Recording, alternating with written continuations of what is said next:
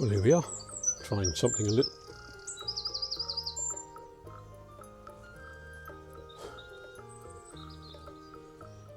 Well, here we are, trying something a little different again. Surrounded by bird life here. Oh, he's a little Twitter mouse. Anyway, yeah, I haven't fished here for about 30 years. And the reason I am down here today, it's about lunchtime. It's the third. Yeah, river season's just started, but I'm not fishing in the river. But I have been. I spent the most of May trying to catch shad on special licence for Swansea University to tag so they can do some work on the migration. And to be able to catch these shad, I already had my Shimano Calcutta 200 XT, which I picked up at auction with a couple of others, which was rather nice. Never been used, and that is loaded with 20-pound braid. But together with that, I just happened to see in a tackle shop while I was in there getting some bait, an HTO, I think it is, H something O lure game, which I thought, oh, that'll go well with this reel for catching shad, because it's very light spinning that we do. And this is the lure game. It's the HLG 24ML 2.4 meter 5 to 25 gram fast. It was the first one I saw on the shelf for under 60 quid, so I got it. And I've tried it, and it does catch shad under special licence. Talking of licences, if you're going to be freshwater fishing anywhere in the UK, you need a rod licence. And if you're going to fish for migratory fish, you need a migratory fish licence, which costs even more. Details on the government website. Anyway, today I'm going to be using this little lightweight spinning rod, that lightweight spinning reel, and to go on the end of the braid, loop to loop, I've got some 12-pound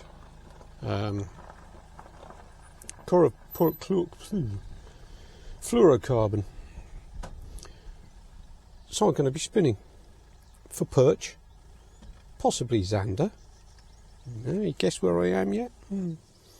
And possibly jack pike, but we don't really want jack pike. My PB for lure caught pike is 2¼ pound, which was caught just up the road from here. But today we're after little diddy widdy things, and for that we're going to use little diddy widdy lures.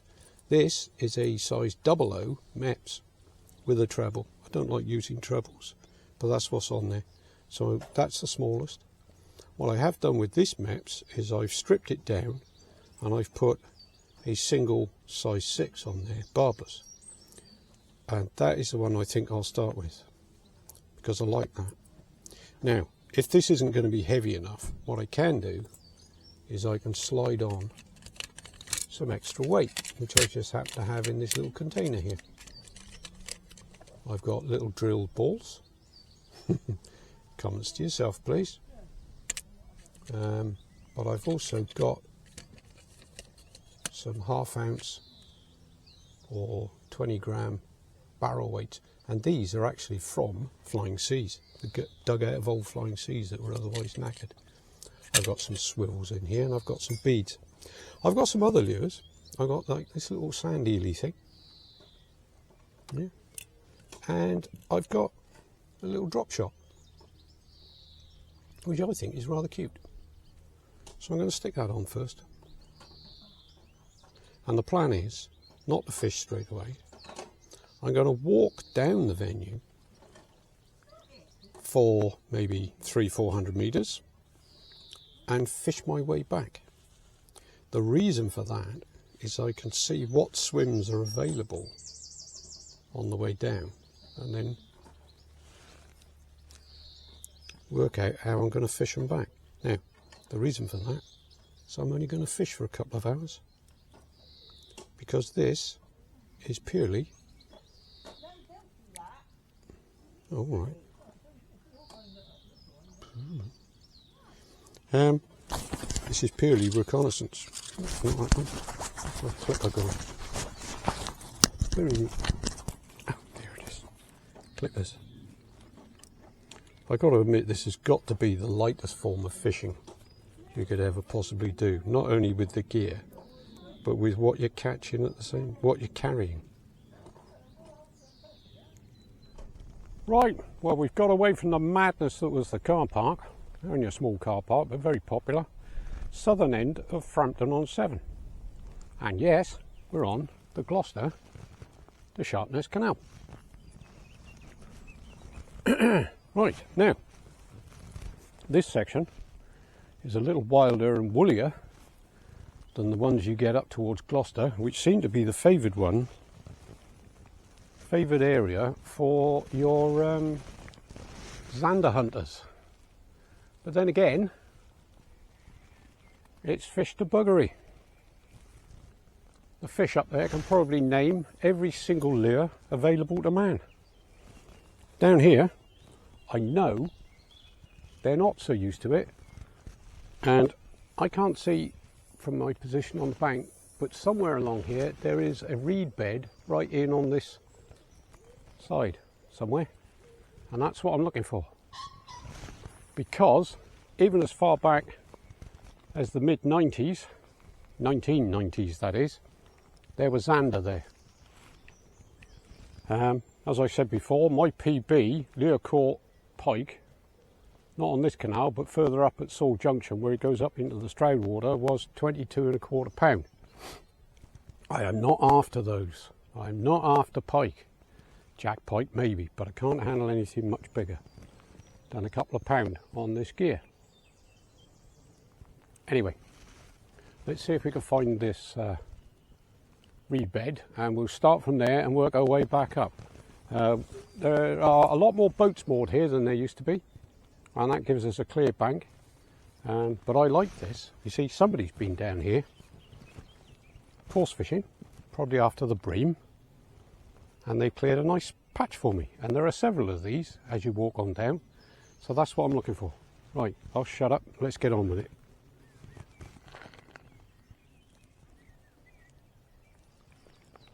Right, well, I can't find the reed bed I'm after, but that cover on the far side there, those overhanging trees, they look ideal for little perch and possibly zander, small jack pike to be hiding in. Now, historically, this canal was 10 to 12 feet deep in the middle, because we used to have coastal shipping coming up here. But that was a long time ago. I don't know if they still do or not.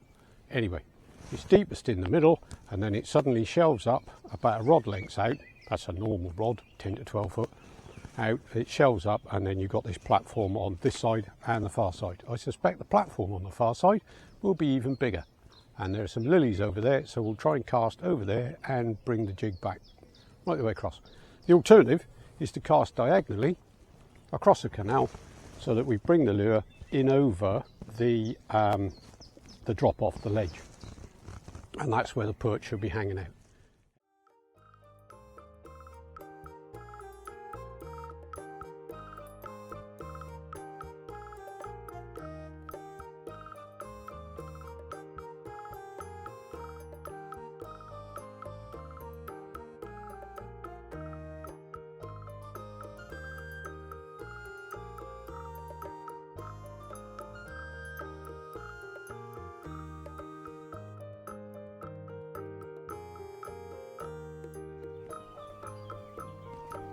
Yeah, well, there's a perch keeps grabbing the tail of it, not catching the hook.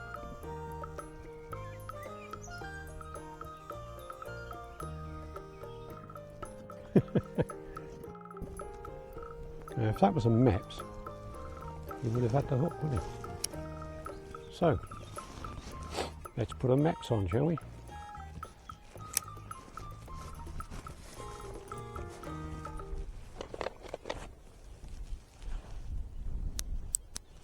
Right, this is a size 1 Meps. The gold blade.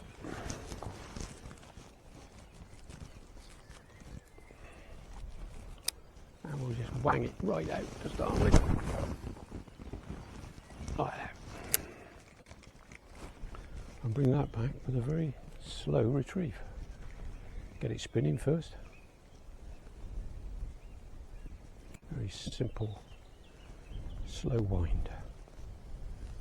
Let's see what happens, if anything. Oh, yes.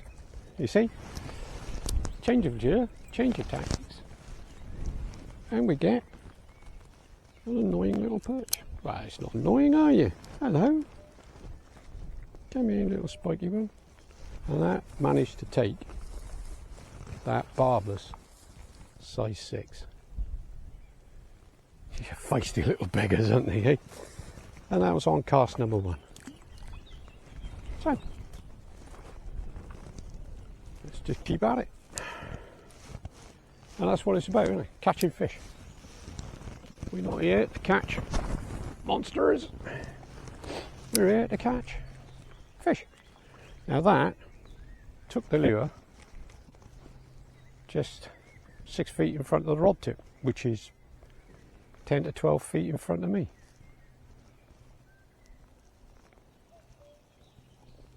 There's another one after it, right in front of me. In fact, there's 3 after it. God, they seem to be coming up off this shelf right in front of me. It'd be a good place to worm fish, wouldn't it?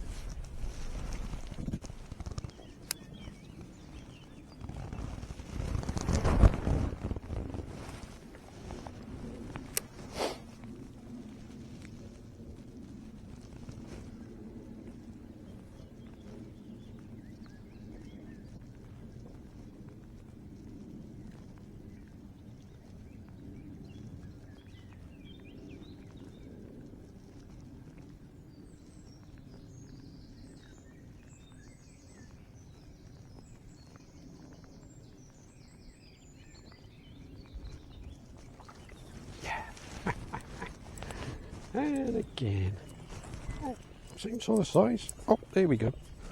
Catch and release. Come on, little fella. Oh. I'm probably wondering why I've got this net on my back. That's in case we get something a bit bigger than that little fella. Oh. Good job, it's nice soft grass, isn't it? There you go. And the next one, please.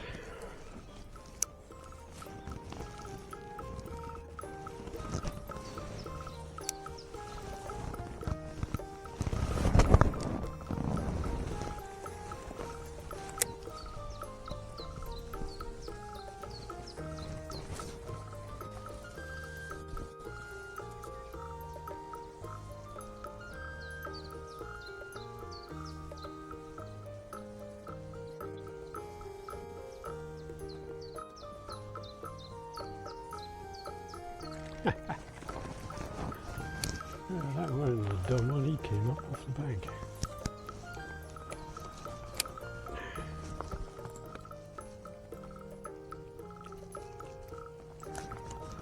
All the same sort of size, but fun nonetheless. Right.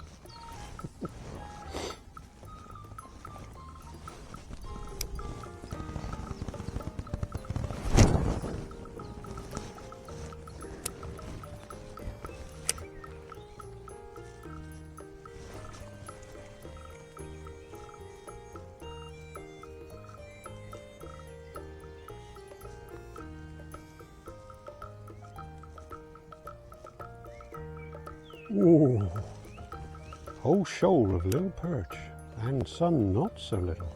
Just followed that. A twist up here.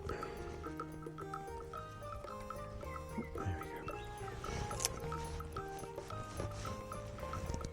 Right.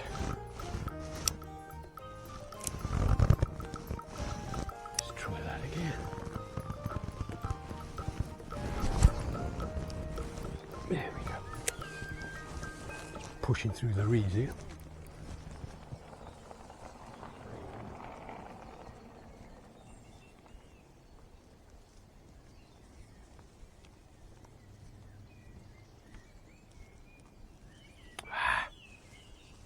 Big lump of grass.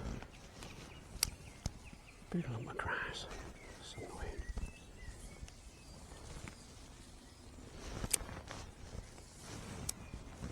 check for cyclists here. So it comes steaming down this towpath sometimes, and if you tuck yourself in the reeds at the side, then you can never see you, aren't they? Come on, start spinning, you bugger. Yeah. Come on. Nope. That ain't working properly. Look left, look right. Cast.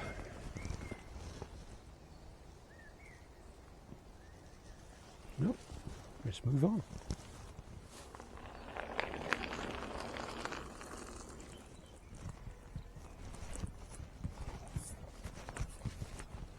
Well, the best lure so far has been the little, what was it, size 1 Meps gold blade with the size 6 para whatever it was, hook, barbless. That seemed to work, although as we saw, the hook did sometimes get a bit caught up and put the spinner off balance, which meant it didn't spin very well.